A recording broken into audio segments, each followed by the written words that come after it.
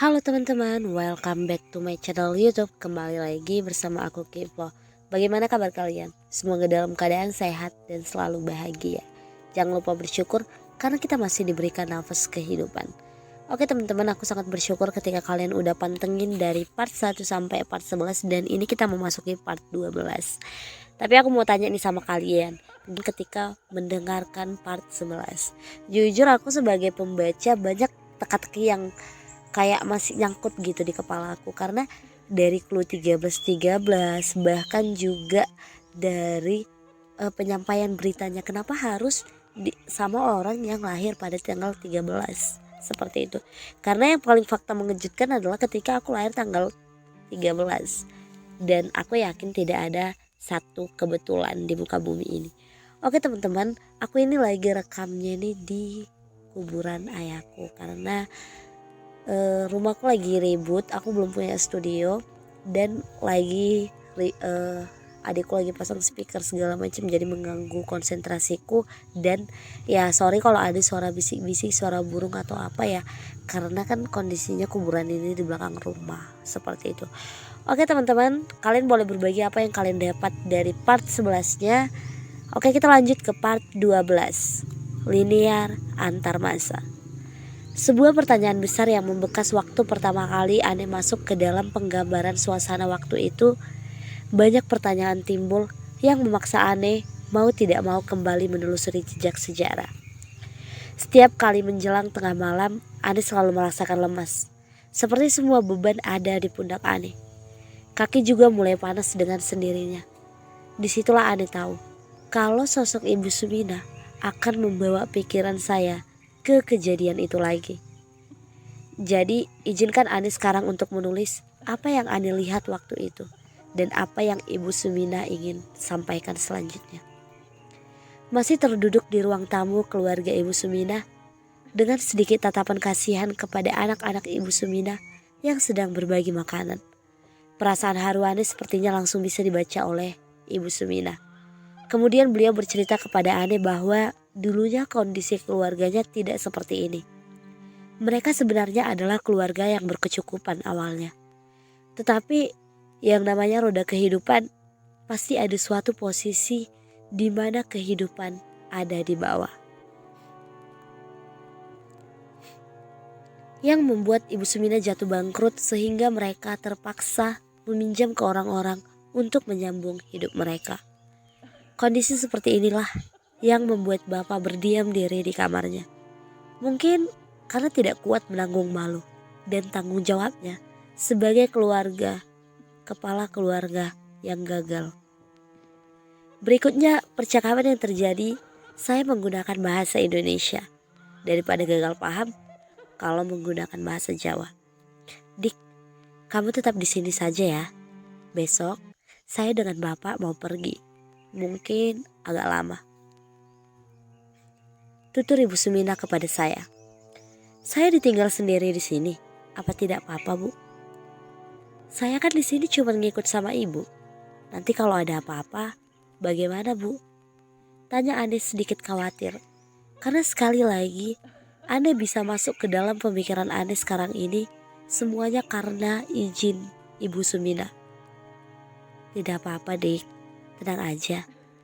Nanti adik dan anak-anak saya titipkan ke Mbok Rah. Tidak usah khawatir. Beliau akan menjaga adik selama saya dan Bapak pergi. Jawab Ibu Sumina kepada saya. Apa saya tidak bisa pulang aja, Bu? Saya takut. Saut Ani dengan perasaan yang serba gemetaran. Tidak perlu, Dik. Tidak perlu takut. Nanti kalau kamu pulang, kamu tidak akan tahu apa yang terjadi di sini. Ceritamu tidak akan selesai. Sudah, di sini dulu sebentar lagi. Saya jamin Adi akan aman bersama Mbok Rah. Beliau juga bisa melihat adik. Jadi insya Allah akan ada sedikit cerita dari beliau. Jawab Ibu Sumina meyakinkan Ade. Oke, fine lah kalau gitu. Toh Ane juga di sini untuk menuntaskan apa yang sudah Ane mulai. Jadi mau tidak mau, takut tidak takut, Ane harus stay lebih lama di memori ini. Sampai pada akhirnya Ibu Sumina dan Bapak berpamitan pergi kepada kami semuanya untuk berpergian ke pulau seberang. Tentunya sebelum pergi beliau memperkenalkan saya kepada Mbok Ra. Kesan pertama Ane bertemu dengan Mbok Ra, beliau adalah sosok wanita lanjut usia yang sangat baik.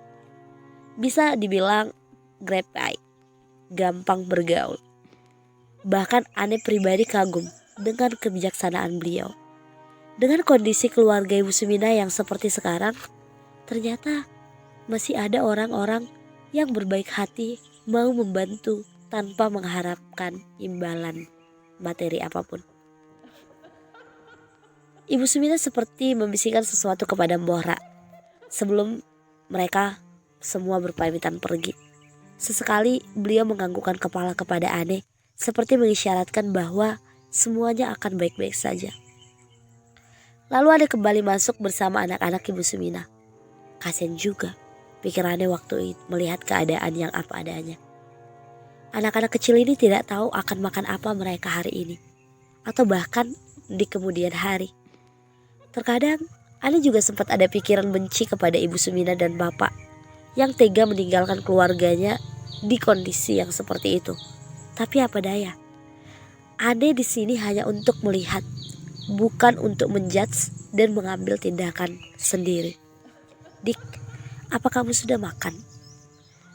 Mbok mau masak sekalian buat anak-anak. Jika adik mau bisa bantu saya di dapur. Saya tidak begitu lapar, Bu, tapi tidak apa-apalah, Bu. Sekalian belajar memasak. Saya tertawa. Jawab Ane ke Mbok Ra. Setidaknya di kondisi ini Ane masih bisa sedikit membantu. Jadilah Ane dan Mbok Ra memulai masak untuk anak-anak Ibu Sumina. Memang bukan menu makanan yang cukup, tapi seenggaknya perut mereka terisi untuk hari ini. Beban pikiran berkurang. Sambil sesekali Mbok Ra menyuruh Ane buat nyicipin makanan tadi. Sebenarnya Ane gak terlalu suka makanan berbahan ubi. Tapi untuk melegakan perasaan Mbok Ra, Ane coba makan tadi. Dan ternyata rasanya tidak seburuk yang Ane kira. Wah, Mbok Ra pintar memasak juga ya. Makanan buatan Mbok Ra pasti enak, pasti enak. Anak-anak akan langsung makan sampai ludes. Ayolah Mbok, kita bawa ke anak-anak sekarang. Tutur Ane kepada Mbok Ra. Dan Mbok Ra pun langsung berkemas dengan segala peralatan memasaknya dan bergabung dengan Ane. Berkumpul dengan anak-anak untuk menyantap hidangan yang sudah dipersiapkan oleh Mbok Ra. Anak-anak sangat senang sekali menyantap hidangan tersebut dengan lahap. Ane dengan Mbok Ra hanya tersenyum dengan penuh haru. Dik, maaf ya. Waktu itu saya tidak ada maksud untuk menakuti adik dan teman-teman. Tutur Mbok Ra sambil menatap anak-anak. Menakut-nakuti bagaimana ya Mbok? Dan kapan? Kok ada teman-teman saya juga? Tanya Ane heran. Dulu saya pernah beberapa kali datang ke tempat adik. Sudah menjadi kebiasaan saya, setelah saya sholat, saya biasanya memang sering membantu memasak untuk keluarga ini. Tidak sengaja saya menampakkan diri saya waktu itu. Tapi saya tidak ada maksud menakuti. Saya hanya ingin memperingatkan saja. Tapi mungkin karena sesuatu yang di sebelah ruangan adik waktu itu sangat mengerikan, saya mencoba untuk mengucapkan astagfirullah dan berharap sosok tersebut segera hilang dan tidak mengganggu kalian. Tutur Mbok Ra kepada saya. Ane cuma melongo mendengar penjelasan Mbok Ra. Jadi secara tidak langsung, sekarang ini Ane sedang ngobrol sama sosok religius grandma. Bisa sampai segitunya? Kenapa semua bisa nyambung seperti ini? Ane semakin buyar setelah mengetahui banyak kejadian yang pernah terjadi beberapa tahun lalu. Dan tersimpulkan menjadi sebuah jawaban beberapa hari yang lalu.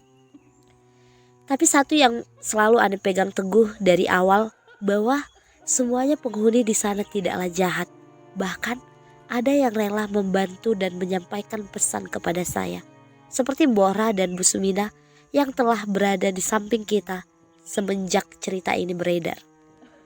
Apakah pembaca ada yang merasakan kehadiran mereka selain Ane? Ini baru saya saja ya Dik. Dan masih banyak lagi mungkin yang akan membuat pengakuan serupa di memori ini. Jangan kaget. Kita semua di sini tidak akan mencelakai adik. Toh, niat adik hanya menceritakan lagi kejadian ini. Kami semua sudah sepakat akan hal ini. Beberapa hari setelah ditinggal pergi oleh Ibu Sumina dan Bapak, hanya saja menjalani hari-hari bersama Bohra dan anak-anak. Ibarat kata saya sudah dianggap seperti keluarga sendiri oleh mereka. Tidak seperti sebelumnya, entah kenapa semenjak ibu dan bapak pergi, selalu saja ada orang yang ikut membantu, sekedar memberikan bantuan sembako dan lain-lain. Intinya semua datang dengan sangat mudah. Ya tentu kami semua di situ senang dan bersyukur dibantu oleh banyak orang baik. Tidak lama setelah itu Ibu Sumina dan Bapak kembali. Sungguh berbeda pandangan yang diberikan Bapak saat itu. Aura senang dan ceria memancar dari wajahnya. Tapi tatapan serupa tidak tampak dari raut muka Ibu Sumina. Jujur, Ane gak peduli sama Bapak. Karena dari awal yang ngerawat Ane di alam ini adalah Ibu Sumina. Sempat saya dekati Ibu Sumina waktu itu dan bertanya, apa yang sebenarnya terjadi? Bu Sumina hanya menggelengkan kepala sambil sedikit meneteskan air matanya. Ibu kenapa? Bu, pulang-pulang kok malah sedih. Apa ibu gak kangen sama anak-anak dan Bohra? Tanya Ane penasaran. Masih tidak mau menjawab. Ibu Sumina memanggil anak-anaknya yang mengelus kepala mereka satu persatu. Sekali dia menatap Bohra dan menggelengkan kepalanya. Dan seketika Bohra langsung berpamitan pergi. Apa sebenarnya yang terjadi? Ya mungkin beberapa pembaca sudah mendengar desas-desus tentang sosok beliau. Bahkan sempat terjadi perdebatan antara Ane, Om Hao, dengan Boh Kaje tentang beliau. Mbah Kaje beranggapan kalau sosok Langgeng itu jahat. Ane sendiri beranggapan kalau sosok Langgeng itu sebenarnya baik. Sedangkan Om Hao memilih untuk netral. Om Hao berasumsi bahwa Langgeng itu ibarat pisau. Baik atau buruk itu tergantung kita yang menggunakan. Itu adalah inti perdebatan 13-13-13 saat kita semua berjumpa di Yogyakarta beberapa hari yang lalu. Banyak cerita terucap di saat pertemuan rahasia antara 13-13-13 dengan Langgeng. Langgeng banyak bercerita tentang kehidupan ribuan tahun yang lalu, di mana dia memperoleh kesaktian melalui jalan moksa. Dan kemudian diambil ahli oleh seorang yang mungkin lebih tinggi ilmunya. Sehingga beliau tersesat di jalan yang salah dan berujung seperti sekarang ini. Dengan segala kesaktiannya, Langgeng bisa mentransformasikan intan dan permata dari dunia gaib ke dunia nyata. Oleh sebab itulah banyak manusia yang takabur dan memanfaatkan kesaktian beliau untuk tujuan serakah yang membutakan akan segala risiko di balik perjanjian tersebut. Langgeng pun juga bercerita, ia telah hidup ribuan tahun lamanya dan banyak manusia yang menyalahgunakan kekuatannya. Langgeng mempunyai banyak nama dan beragam wujud, karena apapun yang telah dinikmatinya akan berimbas kepada wujud fisik dirinya. 13-13-13. Sepakat untuk tidak bercerita lebih jauh tentang sosok Langgeng di luar konteks cerita ini. Karena pembahasan tersebut akan lebih condong ke dalam mitologi tanah Jawa yang dimana sudah sangat inti dari cerita ini. Lalu, apakah Langgeng nyaman dengan kondisi tersebut? Tentunya tidak. Bahkan ia mengaku dengan sangat terpaksa menikmati perjanjian antara manusia dengan dirinya. Terkadang ia menangis sendiri saat menikmati hasil dari perjanjian tersebut. Sama halnya saat nama Langgeng diberikan kepadanya waktu menjadi pelayan untuk keluarga Ibu Sumina.